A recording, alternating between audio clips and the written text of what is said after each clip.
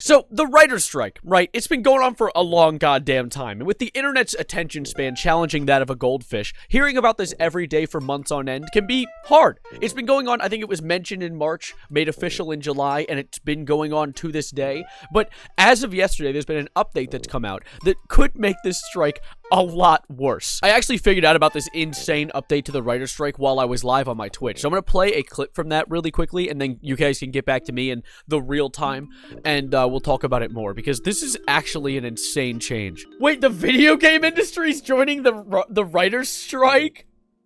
That's funny! That's really funny and deserved. Oh, that's hype. Okay. Is it just writers or also artists? Let me see. Video game industry is considering having vote to go on strike. Studios include Activision, EA, Epic Games, Insomniac, Take-Two, Warner Brothers Games, and more. It doesn't specify if it's writers or animators. Artists, animators, writers, programmers, and modelers. Perfect. Because, okay, movie industry doing a strike, people didn't care, right? But the second the video game industry does a strike, when people stop getting video games, then we're gonna have a problem. Because movies don't have the same addictive qualities that video games do. And I say that in the most mundane way possible. I don't think that, like, video games are drugs. I don't think video games are a drug, but, like, I get a dopamine rush when I play a video game, and I want to do it more, and I get excited when I'm able to finally game, which I really am able to do now. We still would have indies. Exactly! That's why we still have indie movies. The FNAF movie's an indie movie. It's not getting affected by the writer's strike, because Blumhouse actually pays their writers. That is so real. Guys, you know, Agatha, how Agatha is getting one of those, what is it, movies from Marvel? Look what they did to the title. Look what they did to my boy. Why the hell did they... Why did they turn it into, like, they simplified it? They simplified a Marvel title! What does that mean? You could have kept the title colors. There's no way. Like, they took... Roblox logo. They're actually using goddamn, like, papyrus font. That's so real. Marvel, multi-billion-dollar company, by the way. Multi-billion-dollar company, by the way. I want to clarify something, by the way, coming right out of this. When I said the movie industry having a strike, people didn't care, I didn't mean like people didn't care. I know that there are a lot of people who are genuinely passionate about the writer's strike.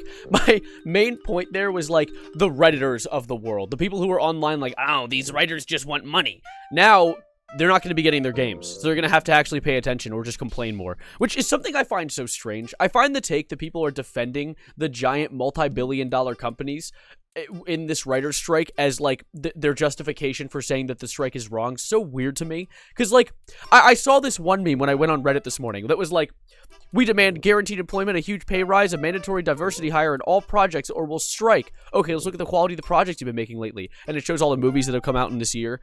Not even this year. There's like Star Wars, and they're crying and says no. Look at that. I drew you as the soy jack and me as the Chad Wojak. That means my point is correct. And what's funny is these points aren't even accurate. Like, look at the movies that have come out in 2023 alone. I have a list real quick that I wrote down before recording this. Okay, in 2023 alone, by the way, here are the bangers we've gotten: Oppenheimer, Barbie, Across the Spider-Verse, Mario movie, John Wick 4, Guardians of the Galaxy 3, Evil Dead Rise, Nimona. I've heard Mission Impossible's pretty good. The D&D movie was apparently awesome, and we're still getting things like the Teenage Mutant Ninja Turtle movie and the FNAF movie coming out later this year. And these people are like, we don't get good movies anymore. Shut up. Have you got... I look back at 2016. Look at what came out then. X-Men Apocalypse, Batman vs. Superman, Suicide Squad, the live-action Ninja Turtles. Like, we got bangers like Arrival, Deadpool, and things like Captain America Civil War. Those were really good movies that came out in 2016. But we also got some stinky shitters, because that's what happens. There are stinky shitters that come out alongside the actual kind of nice movies. Because we've gotten some bad movies this year. I won't lie. There have been some stinkers. But there have been some great ones alongside that, and people fail to recognize that. And at the same time, why are these people, like, actually dick-riding multi-billion-dollar companies? Like, oh no! These people who make content for us want multi-billion-dollar companies to pay them a fair wage? Wait, these companies that make billions of dollars the writers want to be paid money? No, I actually want the companies to make more money, and I want the writers to make less. Get a job. It's so goofy. And of course, gaming companies have joined in on this. Recently, adding to the list, it's been Activision, Blindlight, Disney, Electronic Arts, or EA, Epic Games, Formosa, Insomniac, Take-Two, VoiceWorks, and Warner Brothers Games are all joining or negotiating joining the writers' strike.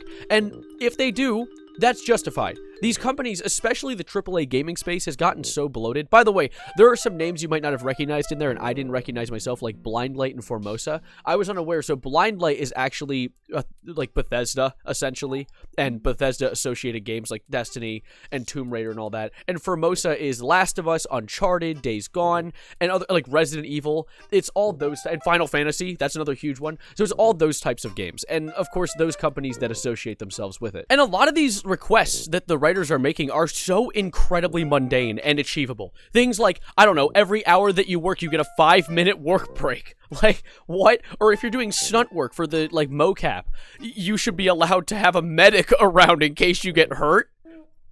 Why was this not already a thing? Or like, if you strain your voice doing some sort of voice acting, you should be allowed to take a break so that you can recover instead of, you know, making it worse. How are these things we're requesting via a strike? Why does it take that much? And, of course, this is something that should just be available to people in an arts field. And I know that the concept of being in the arts working field is a controversial thing, right? People are all like, okay, why are you working in arts? You should get a job in engineering. You should build boats so we can sail the 7 seas.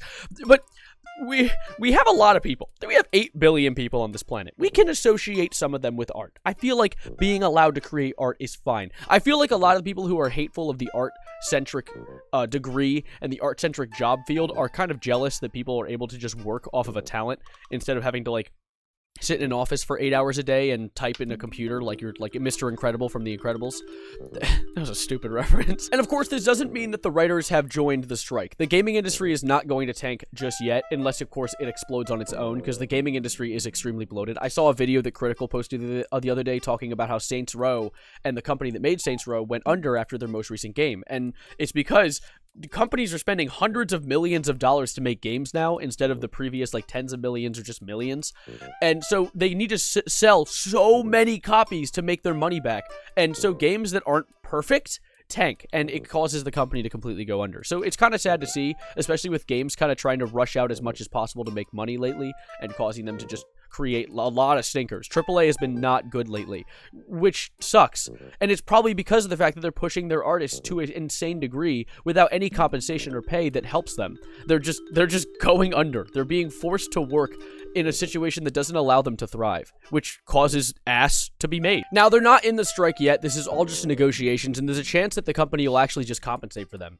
Actually, I think Bethesda had a similar situation happen a long time ago in around 2005, and instead of having a strike happen, they just said, okay, we'll pay you more. And so hopefully these companies that make so much money, considering the gaming industry is a huge industry, making more money than the music or the movie industry, could possibly actually afford to pay their writers in a good way. So maybe we'll see something good come of this. Maybe we'll see some better games come out soon. But who knows? Who knows where we're going to go from this? Actually, fun fact I saw about the writer's strike before we wrap up this video. Breaking Bad, apparently, the writer's strike caused the season to end early. And in season 1, they planned to kill off Hank in the first season. And, of course, the writer's strike caused not only Hank, but Jesse to stay alive an extra multiple seasons and made the show as amazing as it is today. If you haven't watched Breaking Bad, I definitely recommend checking it out. I'm not going to chill it in a cringe way, but it is truly a really good show. But that's about it for now. Thank you guys for being here. Subscribe if you are new. And also, for the song of the day, because just another one joining the strike, we're going to do another one, Bites the Dust by Queen. I'm going to add that to my playlist. We're slowly building a song of the day playlist on Spotify. It's going to be funny. Eventually, it'll be huge and a bunch of weird songs put together. But that's about it for now. Thank you guys for being here. And as always, adios, arrivederci, goodbye, good night, and let's work together here. Let's fight these billion-dollar companies. They're mean. They're robots.